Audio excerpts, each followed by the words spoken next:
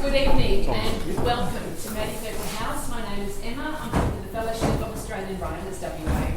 I am delighted to see you all here this evening. This is a very exciting evening for us because John Kinsella, who's recently returned to Western Australia, is the patron of our organisation, and as soon as I found that out, I couldn't get him here quick enough. So I'm delighted he was able to make himself available here this evening. So over to these guys. Neither of them need any introduction, but of course we have Yeoman, John Kinsella, and the rest is over to them. Thank you very much. Thank you, Emma. Thanks, Emma.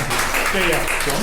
I'm just going to do an acknowledgement to country. My acknowledgements to country are somewhat complex. I write on Ballardong Noongar Budja, so the first thing I always do is acknowledge that. I obviously acknowledge Wajak Noongar Budja, which we're on, and I also acknowledge Yuad Noongar Budja.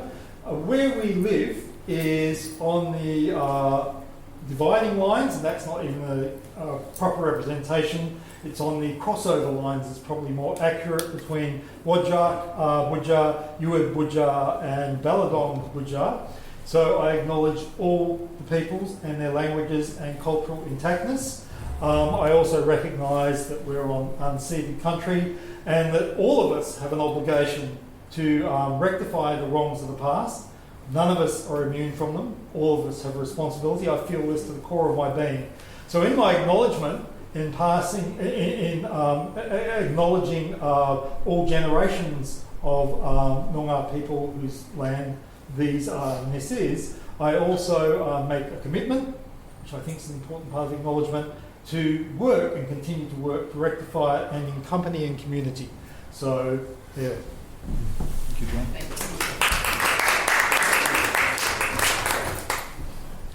So I feel like John and I have already started, so we're just going to keep going as we've begun because we're having such a wonderful conversation. So many commonalities between us. I think for me, the Wheatbelt is central. The Wheatbelt has been central to John's life. It's been central to mine. I grew up in York on Ballardong Budja as well, Ballardong Noongar Budja. And indeed, I was talking to Dr. Marion Kickett in York last weekend, and she gave a presentation about a forthcoming collection of elders' stories around the state. And she gave a beautiful acknowledgement of country. And she's very, as you would know, John, you've worked with Marion, very articulate and very supportive of working together as a community, which again John and I share that sentiment as well. But look, what an achievement though. There they are, the 3 volumes sitting up there, and that's only the tip of the iceberg. That's the frightening thing. But they look extraordinary together. I've had all 3 for a little while now and lived with them, so it's it really, and they just look amazing. I wanted to mention that now because they are for sale in the back room over there and for signings as well. We'll probably go through. We started early, so maybe about 7:05 we'll stop. But before that, there'll be plenty of opportunities for questions from you too. So we'll probably chat for about 25 minutes or so. If you're happy with that, some readings. I'm good with everything. Excellent. For me, connecting with John, it is about the poetry, but not in an intellectual way, if that makes sense. It is about country. It is about the Wheatbelt. It's about the dirt and the smell of the sheep shit and the lanolin, and it's so visceral. It's so a part of my childhood and a part of John's that you just can't escape it. But I did want to say, by way of introduction, John is also one of the most haunted poets I've come across.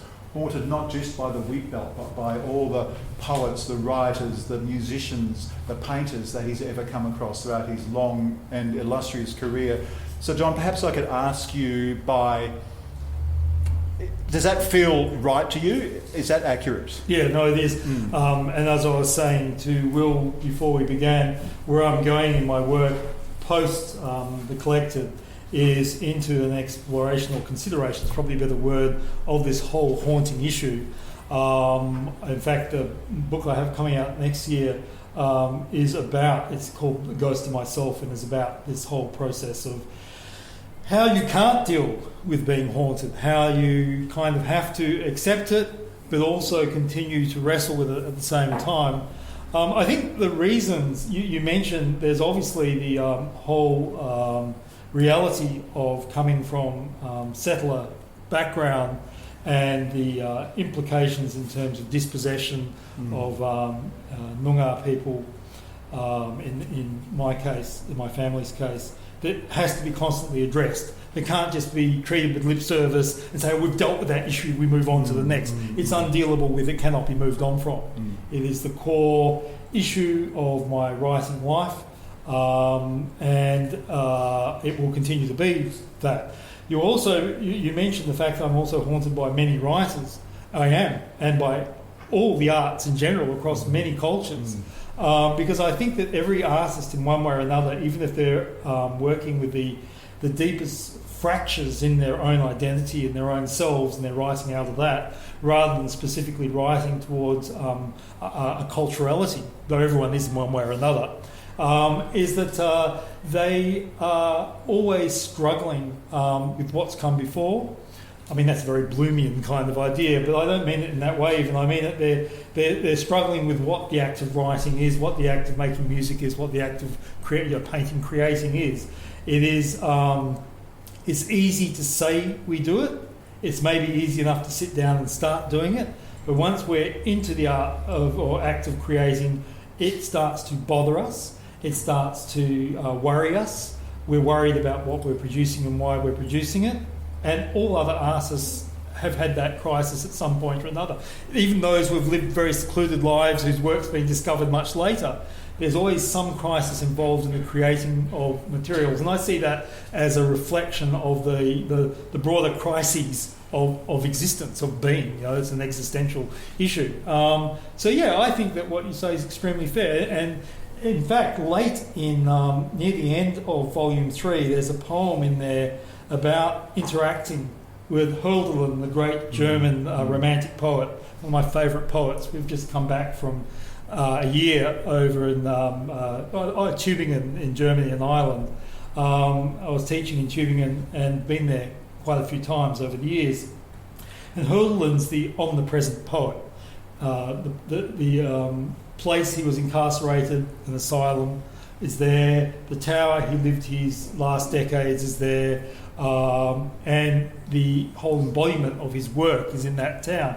Students are so obsessed with him that they become almost worshippers, and almost it's like a cult. They gather around the tower and they sort of intone the poems to each other and so on. It really is a big thing there.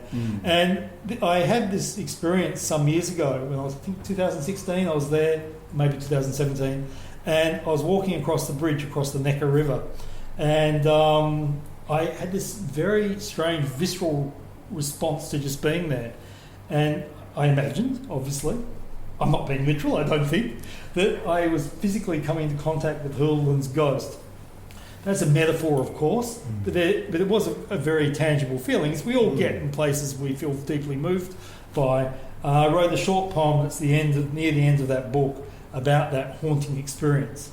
So in some ways, where the collected poems of 43 or 4 years writing finishes, it's actually, they literally finished with the death of my father some months ago, 7 months ago now. But just before that, it's this Hölderlin haunting poem as well. So there is that, you know, the living and the dead are with the books and with me. Yeah.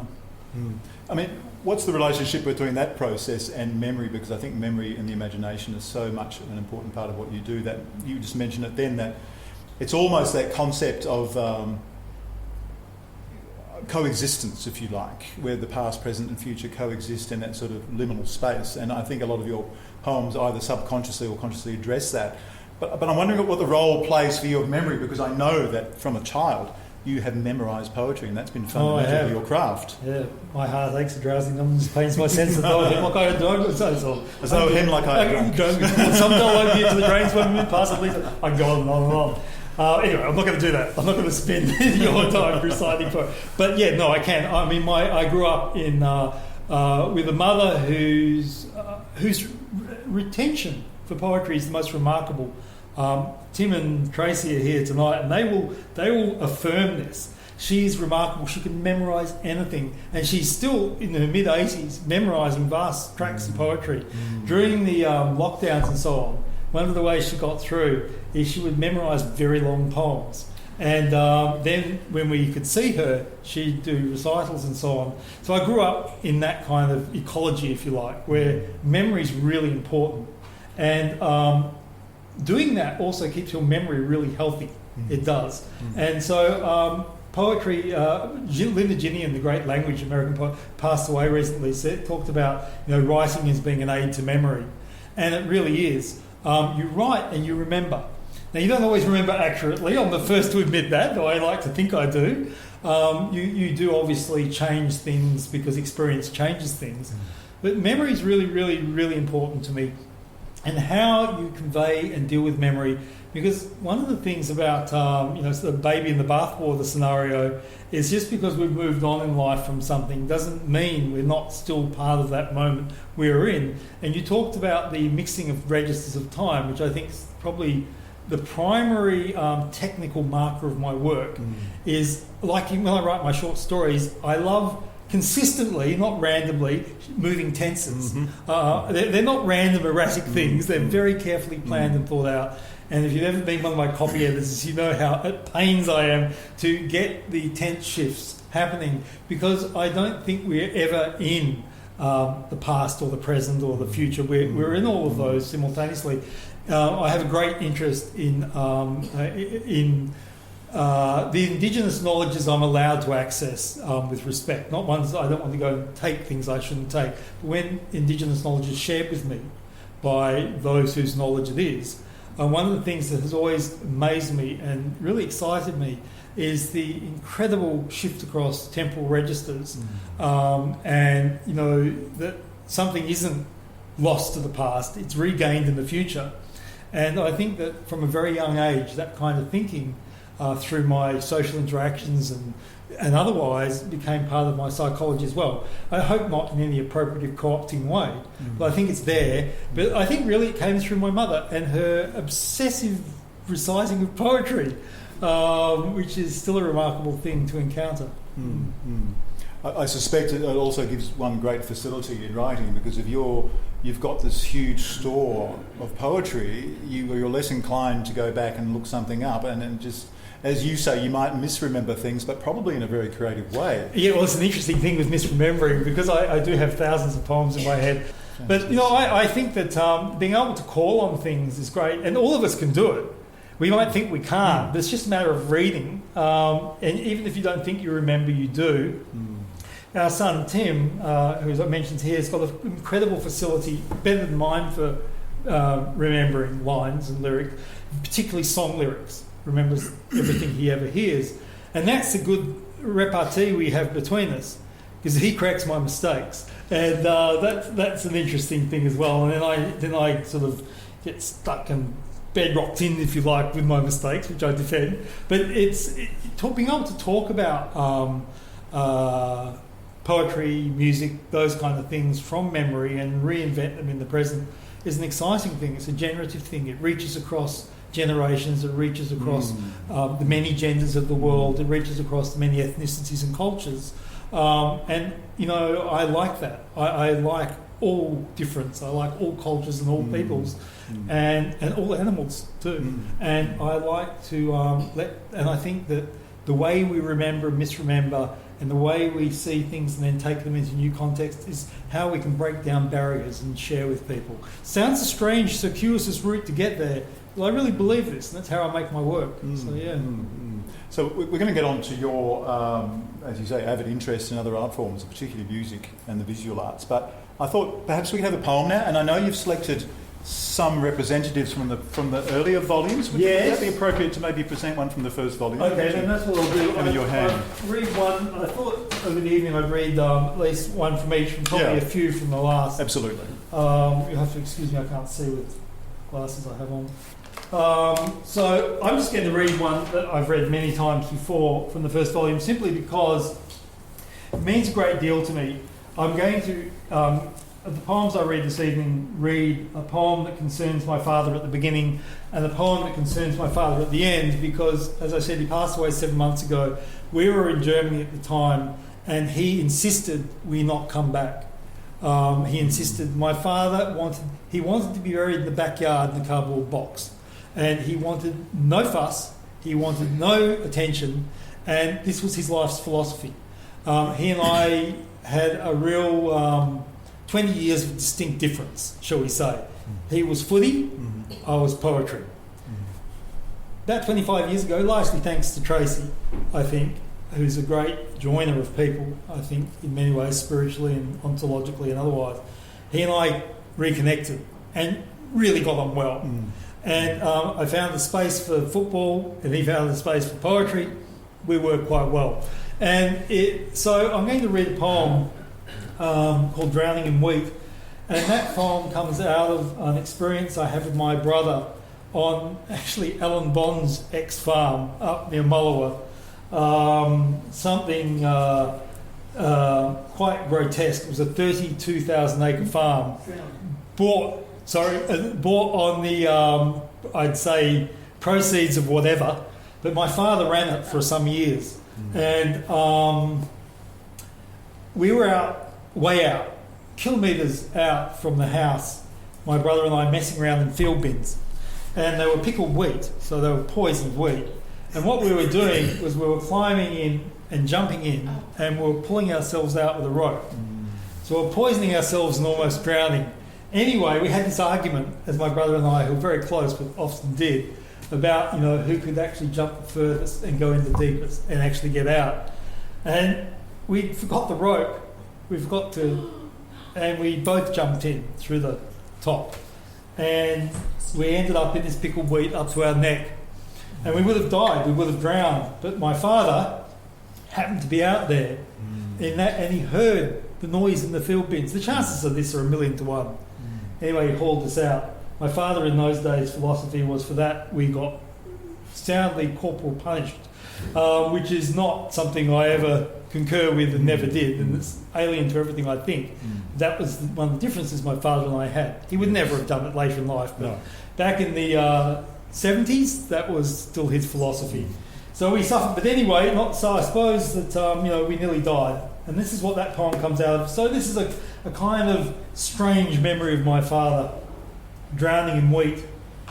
They'd been warned on every farm that playing in the silos would lead to death. You sink in wheat slowly, and the more you struggle, the worse it gets. You'll see a rat sail past your face, nibble on its turf, and then you'll disappear. In there, hard work has no reward. So it became a kind of test to see how far they could sink without needing a rope to help them out. But in the midst of play, rituals miss a beat, like both leaping in to resolve an argument as to who'd go first and forgetting to attach the rope. Up to the waist and afraid to move, that even a call for help would see the wheat trickle down. The painful consolidation of time, the grains in the hourglass grotesquely swollen, and that acrid chemical smell of treated wheat coaxing them into a near dead sleep. So that's from the first volume, and that goes way back. So that poem was written in the 90s. The first poems in here are from 1980.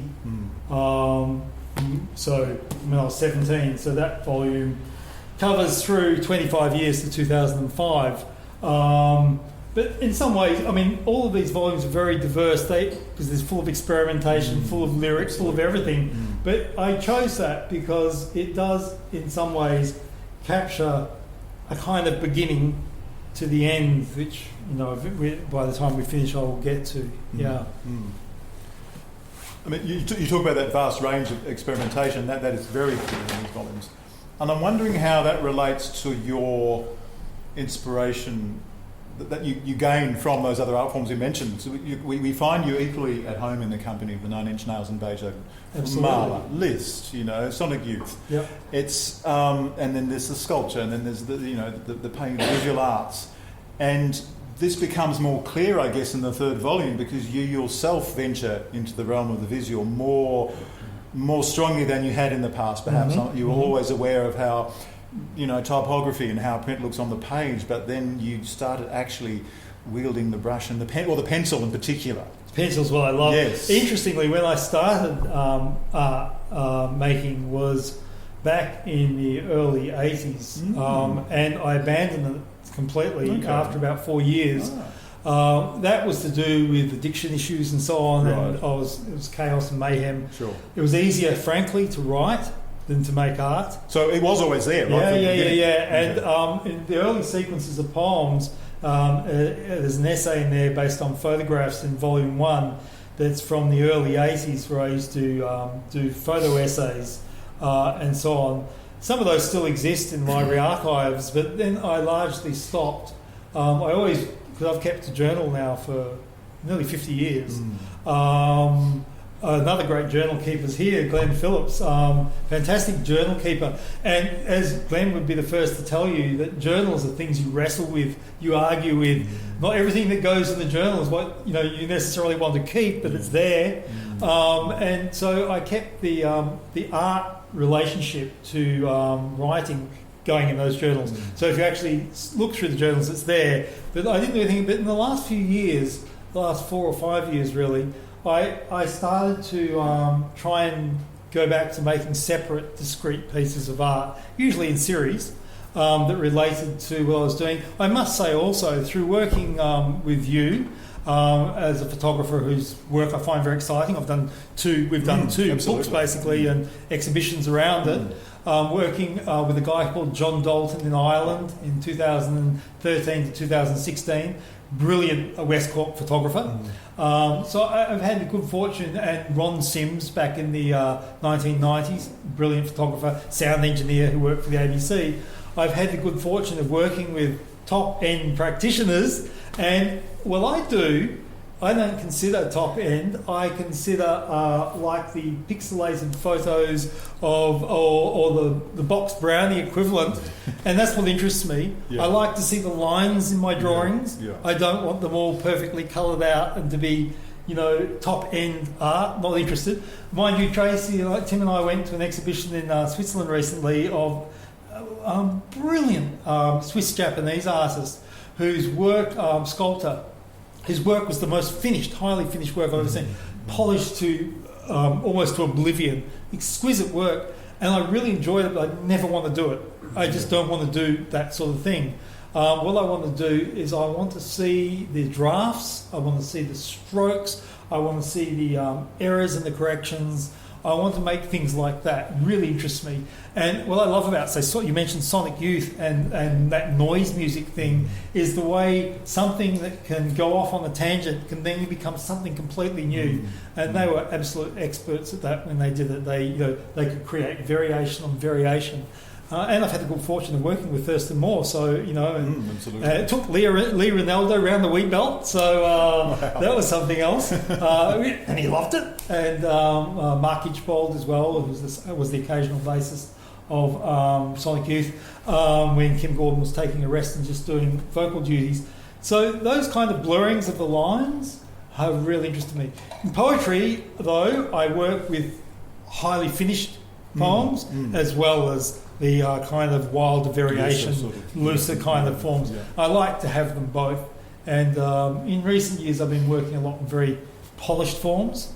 But I think I'm heading back in towards more loose and freewheeling structures because I love them. Well, that's why I brought it up, because I was just wondering how those interests, and I guess in the plastic arts especially, influence your interest in specific forms, and you start to think, I want something that, Shore Against My Ruin, for example, something you want to harden and make more sculptural, I guess, and that's best done, I guess, through verse rather than for me. The looser sort of forms. Me. And the terza rima that you use in all the Dante stuff in particular, I find quite compelling. Well, with the Dante stuff, that allows me to illustrate Dante as well, because I have a great love of music. I can connect with musicians who work with Dante. Dante is a real fulcrum for me. It never ends. I think I've done 4 or 5 books now related to Dante, from the original Journeys Through Regional Geography book, which is probably the core book of my life in many ways. You can hold that up for people to... It was writing every single day solid for 3 years, but planned for 25, 30 years. And it touches on art and music and everything, really. It becomes a kind of compendium, but after that, I started specialising in different aspects. So with On the Outskirts, and there's a selection, obviously, in the collected poems from that, I started working with visual art, Blake's interpretations of Dante. Then later, for the big Dante celebrations, I was asked to write a book by an Italian publisher, and I'd already been working on it, so it worked well, on something relating to Dante, and I was working on the music stuff and interpretations of Dante through music. Then I started using music to interpret Dante and so on.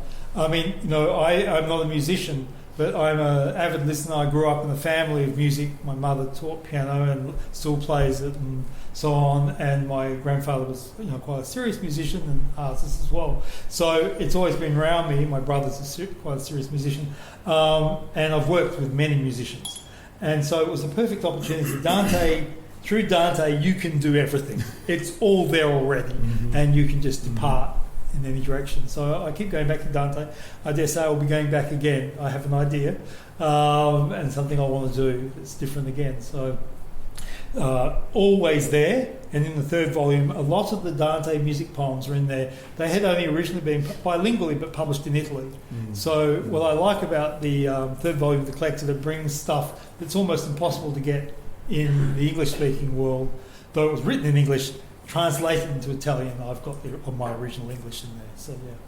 Well, I wanted to ask you something about Dante. So another thing that John and I share. I discovered Dante quite young, and in York, and I always associated, well, I guess Wrongborrel or Mount Brown in particular, with Dante's very, he would climb to the top of that, to the San Miniato al Monte in Florence, and when you do that walk in Florence, and then you relate that back to Mount Brown and York, I mean, it's a pretty special thing, isn't it? It just draws together so many disparate elements. It does, and all the complexities of it too. And I mean, that's obviously set in York. Yes. Was written in York at the base of Wellwalling, at the base of Mount Bakewell, wouldn't it? Bakewell, yes. Looking across at Wrongborrel. Mount Brown. And and what's been really interesting in recent years working with brilliant Marianne Kickett is having very direct contact. I'd had contact through the community before with the stories of like the two mountains or two hills. I'd had connection with those stories before through other storytellers and other knowledge holders. But Marian's such a brilliant articulator of the stories and bringing them together with other aspects and so on. My knowledge base has vastly increased, and I hope my sensitivity to the stories has increased as well. So when I write another version, of course, that will very much come into play. And I've been thinking a lot about that. And I would, these things are always a matter of consultation for me. I don't write without talking and consulting. And that's been the case long before it became more prevalent in the non-Indigenous writing community. It's been part of my practice for, I remember sitting around at Jack Davis's place with, in Fremantle, with a group of guys telling stories when, I was back in my complex stage, shall we say, and a really welcoming community that took me in and sharing stories and so on. And really just learning not to say anything because there's nothing I could say. Just listen. And just listening. And that listening is the most exciting thing of all. Knowing what to listen and what to repeat is the understanding. So that's where consultation comes in. You have to say, what can be talked about, what can't be talked about. And anyone here with, who's Indigenous or with Indigenous connections will know exactly and expect me to be saying what I'm saying, and I believe it. I abide by it. But that's been the case since my early 20s and maybe even my teens. So, it goes a long way back for me. It's not just a matter of believing it, I know it's right. I just know it is. Exactly. One of those things you just know, inherently knows, moral truism. Yes. And but Marian's just so generous and so, so kind in her sharing of the knowledge that is appropriate to share, not what's not. I find her to be one of the more, not so much conciliatory, because she's a very strong woman, but she's more open to conversation and working together. And she gets a lot of that from her father. She talks about how her father used to engage in conflict resolution, should we say. And he's more interested in, less in that conflict aspect, but more in talking and just listening. And I emphatically believe in this. Yes. As an activist, as someone who's also, my life's been spent around trying to literally save trees, save the environment, is that, and I have been pretty rebarbative and so on at times. You know, in my younger days I was particularly so, but I remain just as committed. I will stand in front of the bulldozers, and that's what I will do. I have never changed that, and I will continue to do so. But I deeply believe in the conciliatory voice, in that and all other aspects, and I know that some of the best successes I've had environmentally have been through conversing with the opposition and bringing change. That's happened on a local level in York, over, in fact, Wallwallenge, and stuff around the when they were trying to set it up as an equestrian precinct and so on, and you know, talking to people, taking notes, putting information in, that kind of thing, that kind of approach, very effective. That doesn't for a moment mean I won't be there, which I will be, at the next, trying to stop Chalice mining, destroying Julimar Forest, which is my huge life commitment now and has been for the last few years. I will be there, and I remain there. But if I can have a conversation that will change minds in other aspects, I will. And that started when I was 18, out the back of Murdoch at the Billia wetlands with bulldozer drivers. This is long before Row 8. This is 30 years before, when they were clearing the back of Murdoch University and getting into conversations with bulldozer drivers who downed tools to have the conversation. And didn't stop it, but it was a moment of intervention, came about through poetry and so on. And so I'm a deep believer. You've got to have conversation. You can't ever lose contact with anyone, no matter who they are, no matter what they've done and how evil you perceive them to be.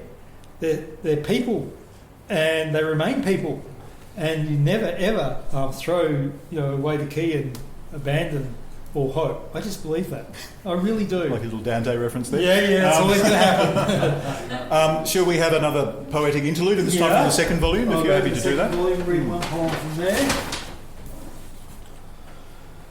Let's have a look.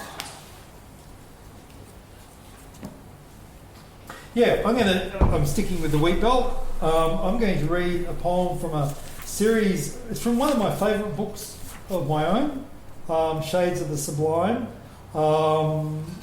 and that was a book looking at the whole issue of sublimity and aesthetics, because I'm fundamentally, and I use that obviously word in quotation marks, but I don't believe in aesthetics as such. I don't believe in gradations of beauty. I don't believe in quality control like that, if you like. If you're in my classes in Tübingen, you would have had months and months of me going on about this and being bored absolutely shitless. I'm not going to do that. I'm just going to say I have big problems around the purities of aesthetics, and I question them constantly. And in this book, it's a real questioning of aesthetics, and there's a whole series of conversation poems, if you like, and sound poems that go around aspects of the sublime to do with the Wheatbelt. I've got textures of the Wheatbelt, sounds of the Wheatbelt, the tastes of the Wheatbelt, smells of the Wheatbelt, and so on. But I'm going to read sounds of the Wheatbelt.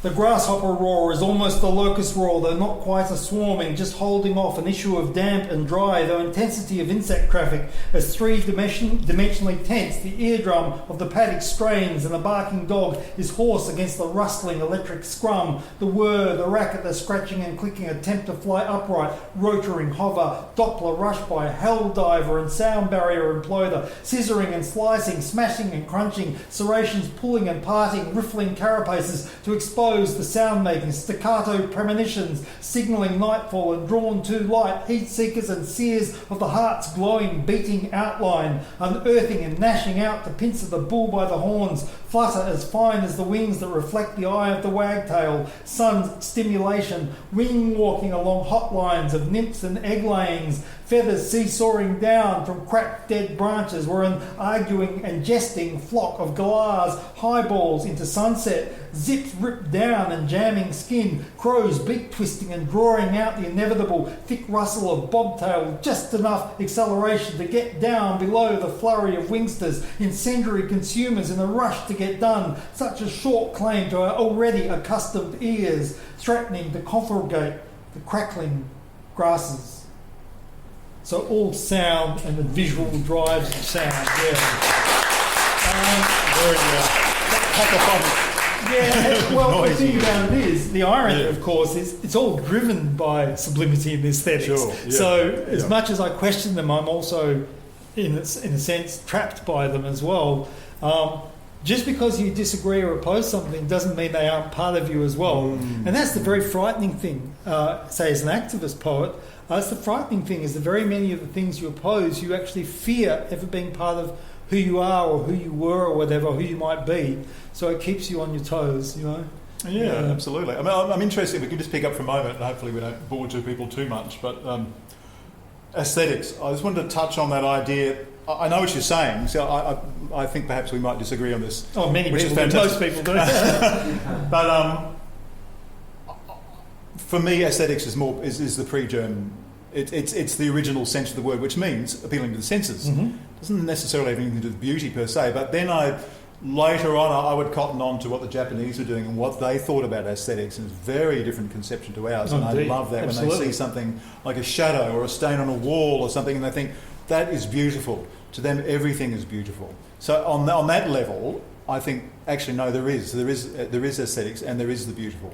Of course, by having sounds, textures, tastes, and so as on, you've done. they are all aesthetic Yes. modus operandi. So I recognise their existence. I recognise the sensitivities to them. I respect them too.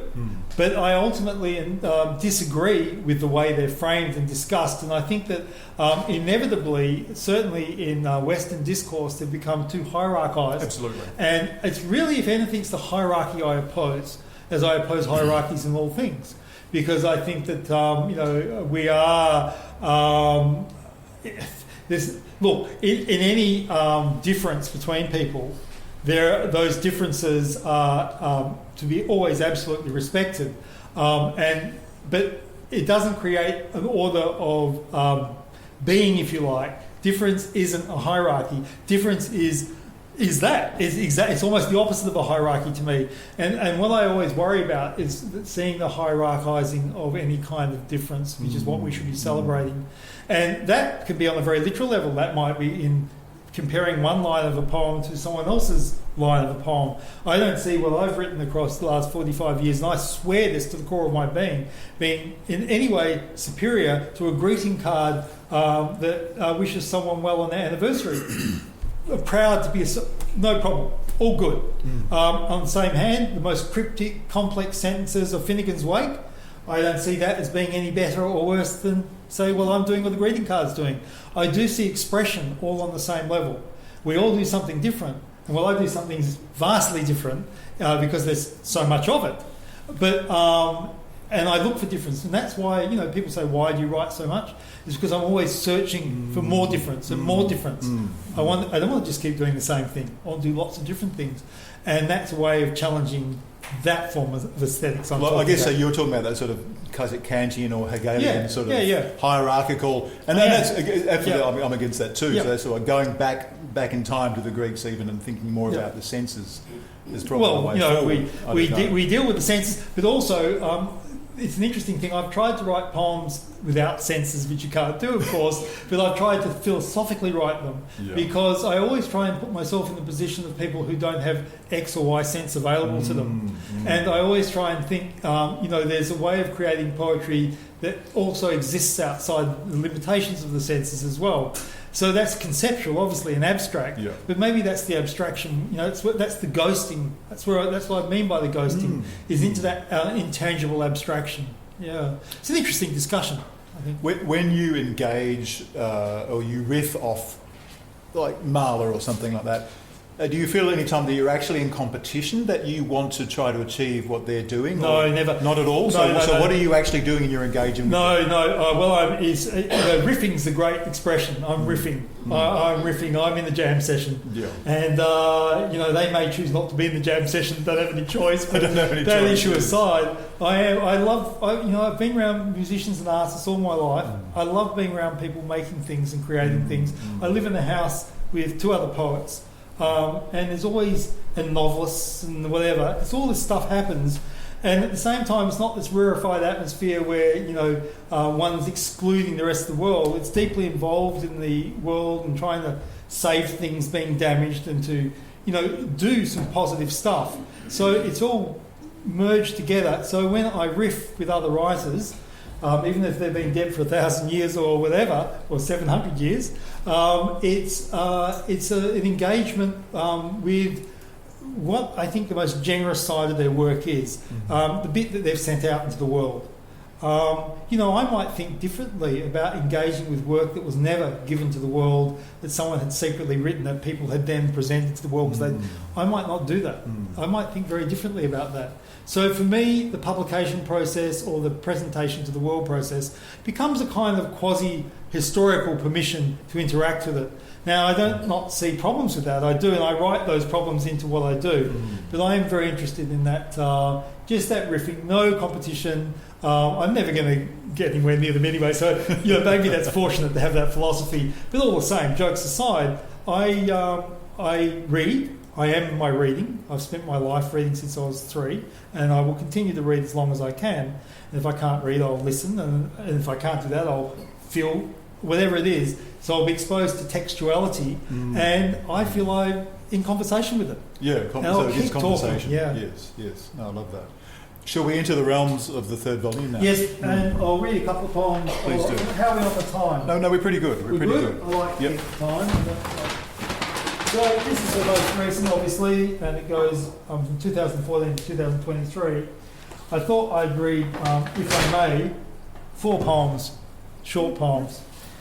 I'm going to read just a kind of declaration poem to begin with, because there's so many different types of poetry in this book. I really have been, over the last decade, experimenting in all sorts of ways. There are many poems in there on experimental film, there's poems on music, all sorts of things. But I'm going to make a declaration, and it's about, we live at a place we call Jam Tree Gully, up in the country, JTG, in quotation marks. It's obviously a name we've given it.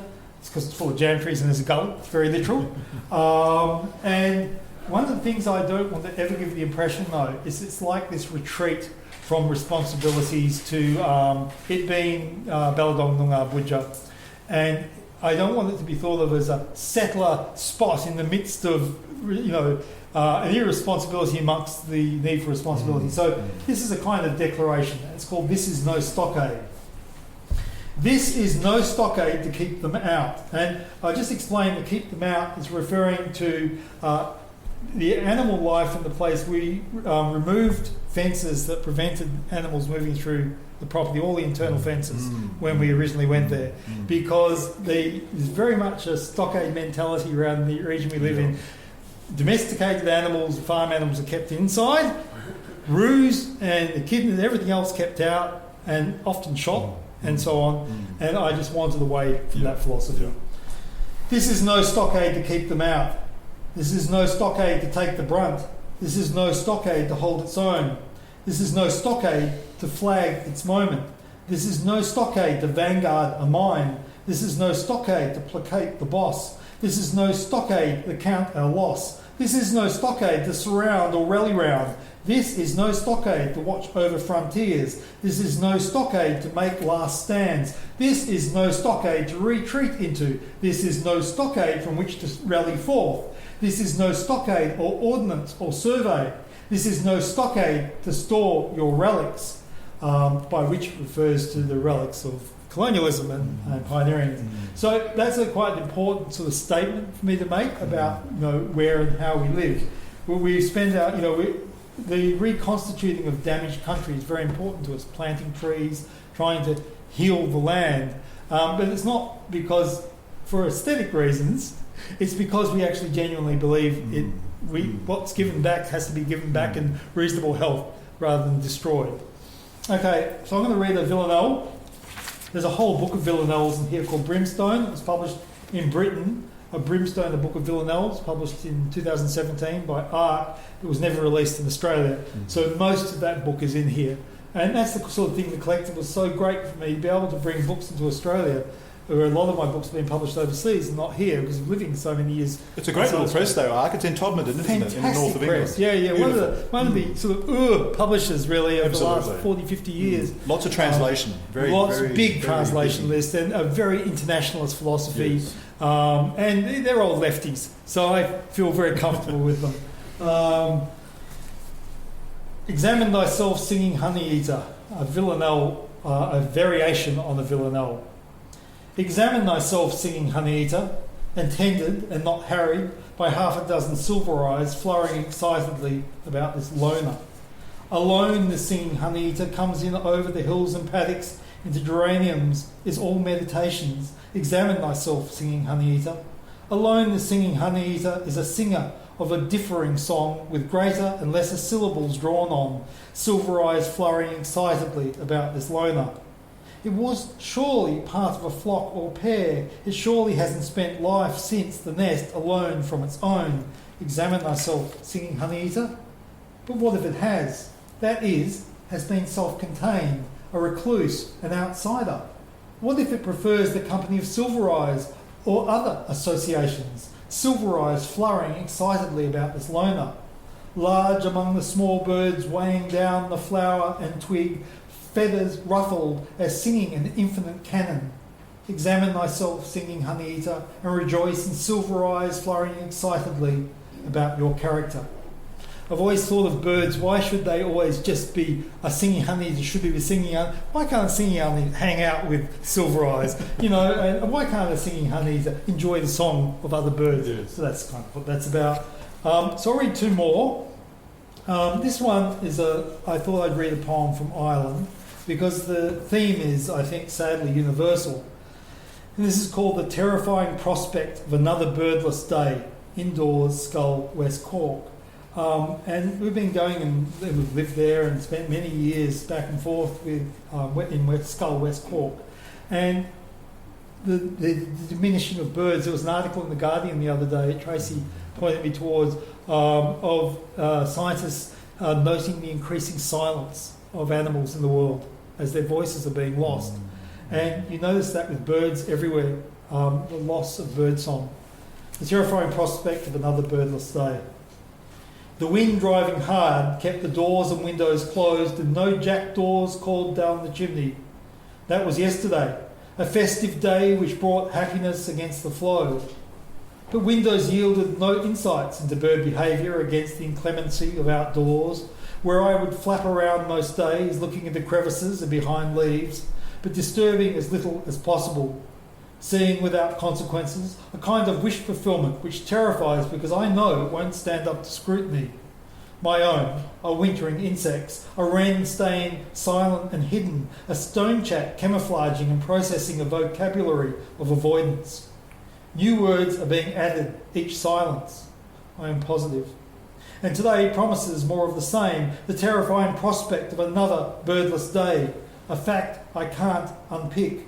Not having enough zeal to transcend my own limits of observations, my own thin-on-the-ground methodologies when wind blasts, gales hide Fastnet Rock, its lantern, under plumes of spray.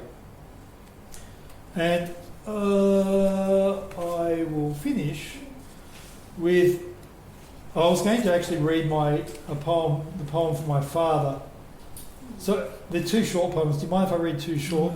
Is that all right? Again, when I ask it, I don't mean it as a rhetorical gesture to make you say, yes, it's okay. I actually literally mean it. Say, no, John, you can't. That would be fine. But I would respect that. I think these things are finite, you know. This is the Hurtle and Ghost poem written in Tübingen about having abstract contact with Hurtle's ghost as I was walking down the street and thinking of the incredible physicality of the ghostly experience. Whether you believe or not is irrelevant. No, I don't necessarily. But that visceral thing and how it can feel like a violation as much as a contact. Hurtle and Ghost poem, Tübingen. I saw his ghost in the tower because it had not been dark long and plenty of people were looking around and about for whatever. He curved the square of window and broke all restraints. I lip read his I love you, and felt lost to the crowd, the small crowd, and not quite full moon, ladling a chilled Mecca. It was all about fire and tree gods and night's long stretch. He would have kissed me if I'd leant too far over, fallen and drowned. He was sure that he would have. And it's that strange feeling. I was feeling on the edge of the bridge, and I found myself leaning over the bridge. and it was a very, very uncanny experience in the half-light. And, you know, reaching for that invisible kiss that would have taken you over. And I'll finish with this. As I said, my father died 7 months ago. It was very, very complex. And being away was very, very challenging. This is quite unlike a lot of the stuff I write. It's looser and was of the moment, and I wanted to finish the book with this. Just over 4.5 hours ago. You died 13,780 kilometres away, just over 4.5 hours ago. About now, your afterlife sight will likely be coming into focus, and you will see us all at once, as we are in our bare-boned selves.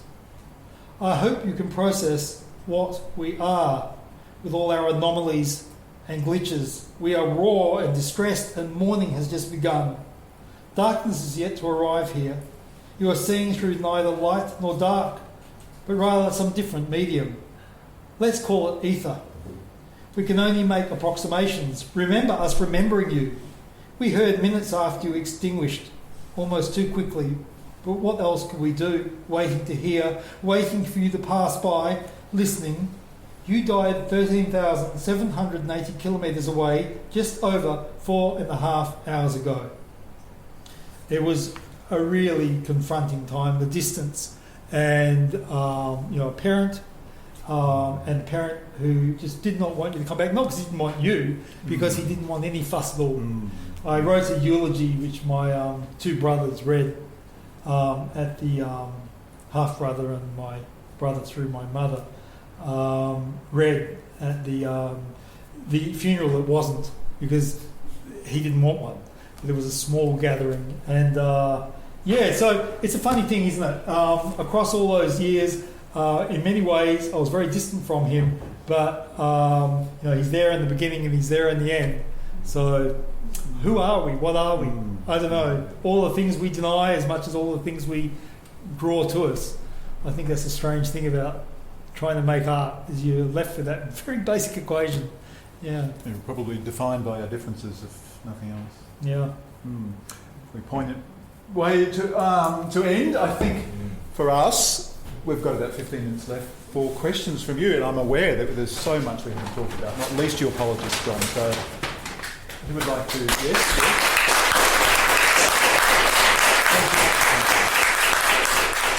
Glenn, thank you for jumping in.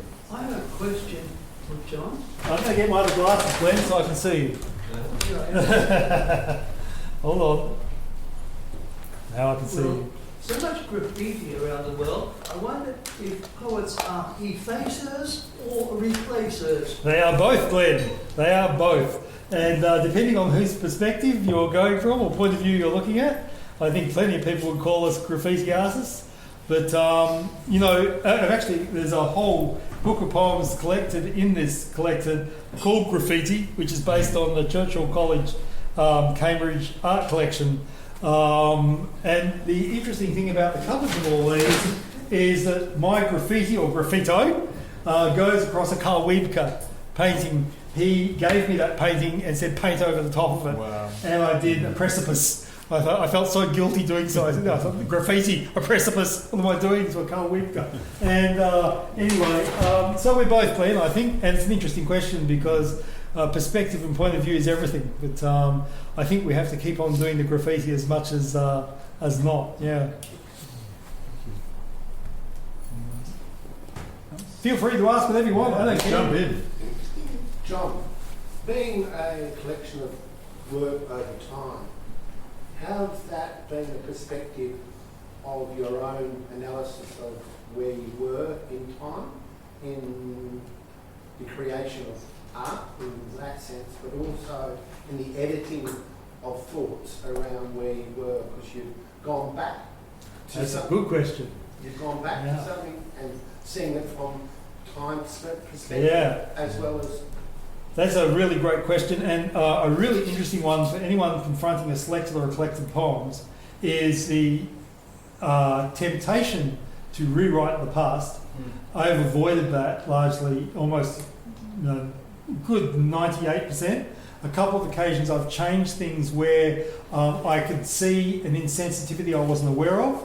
Now, you could argue that that's changing something against the grain of who you were at the time. But in those cases, it wasn't, because the grain of who I was at the time is I would have been horrified to have said something in a way that wasn't working the way I thought it should work.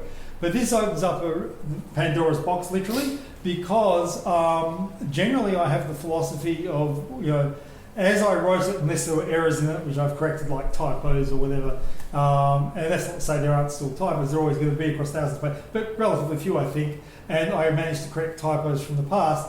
But I think the most interesting question in your multifaceted, very interesting question, is the sense of who you were and who you are now and how you deal with it.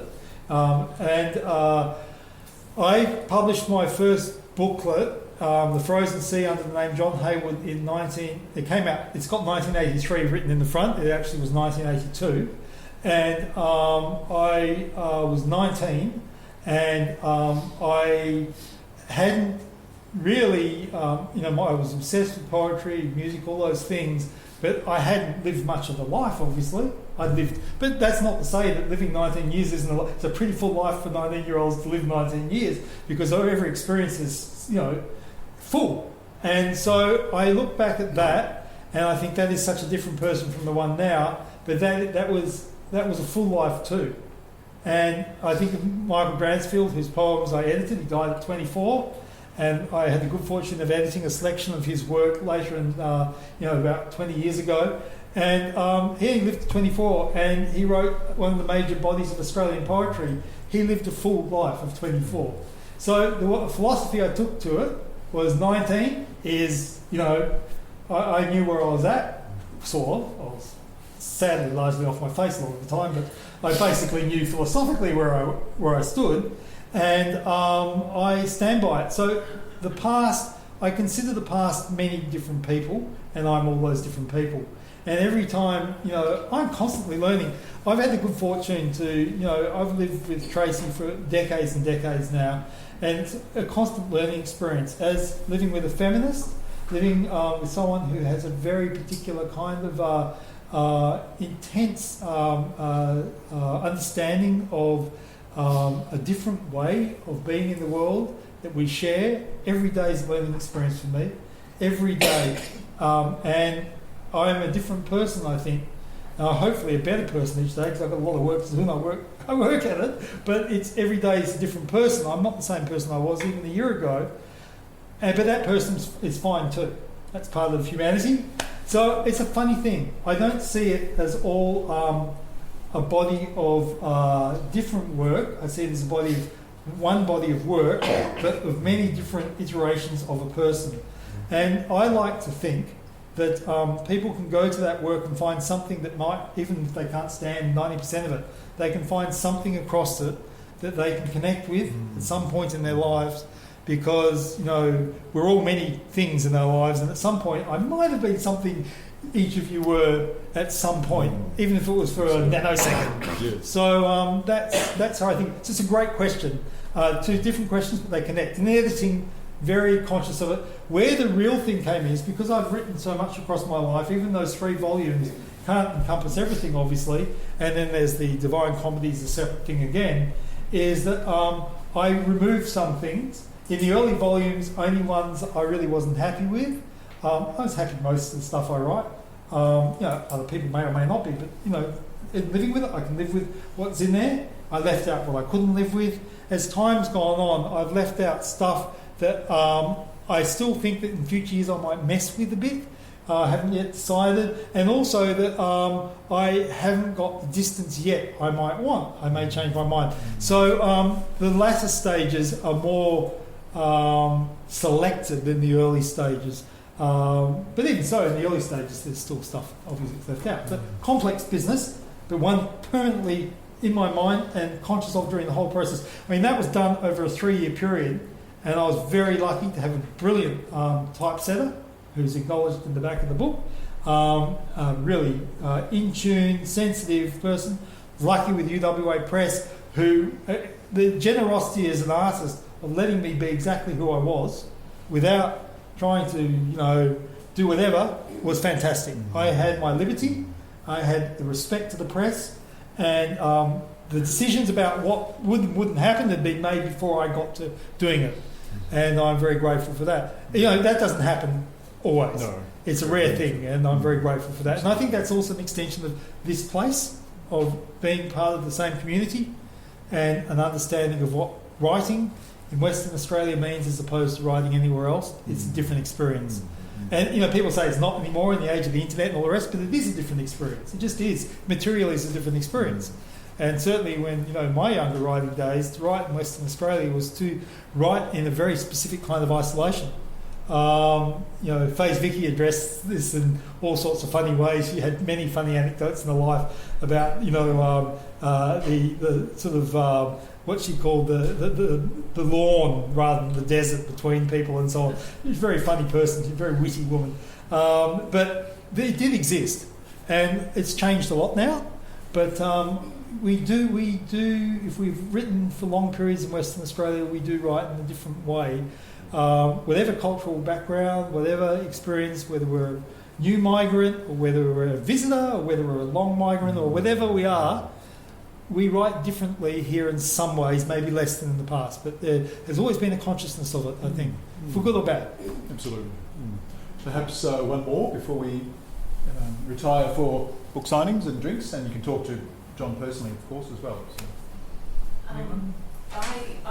Your work strikes me as being very emotional and very powerful. Do you think you write with a sense to heal yourself and perhaps others? I hope so. I really hope so. Do you feel that you have healed yourself a little No, with the I past, haven't. right? No, I haven't. I'm a wreck. I'm a tormented wreck, and I will die one too. But I'm going to try every single day to deal with it. These torments. My torments. I cannot reconcile who I am and where I am. I love where I am. I genuinely love the land to the point of, you know, of everything. But I cannot reconcile my role directly or indirectly in dispossession, and I cannot reconcile my role as someone every single day another ecosystem collapses near or around where I live, and I've been unable to stop that happening. I try and I try and I try, and I'll continue to try, but it will continue to happen, and I'll remain in torment. However, having said that, the trying is the thing that makes you want to keep going and keep going. And though I'm a fairly isolated person in many ways, I live a fairly secluded life in many ways, I have a deep love of people. I really do. I deeply believe in people. All people. I don't care who they are or how they identify. I love people. And I think that humanity is inherently good. Isn't that a frightening thing to think? But I do.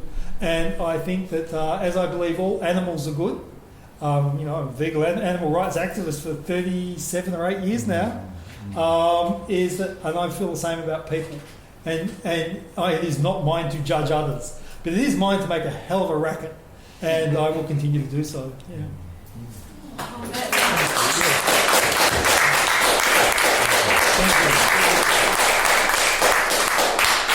Thank you. That's my racket for you too. It's been very, very exciting to have you here this evening, and welcome home. Thank you. Thank you. I wanted to have you back. Thank you everyone for coming out this evening. I'm very excited and inspired and very emotional, but it's just lovely. It's been such an uplifting evening. So, and I have a little gift for you. It's some I hope you like olive oil. Oh, olive oil, yeah. This is from the Calanthe family. It's an exclusive. Oh, wonderful. We cannot go wrong with olive Small oil. and tasty. Terrific. Thank you. Organically Yeah, farmed yeah. and planted. Thank you. Appreciate it. We have UWA Publishing Next door, here. yes. Nick, please go around. She has many copies of John's Hello, books. good to And see you over there. He is available for signings if you would like to. Happy to do so.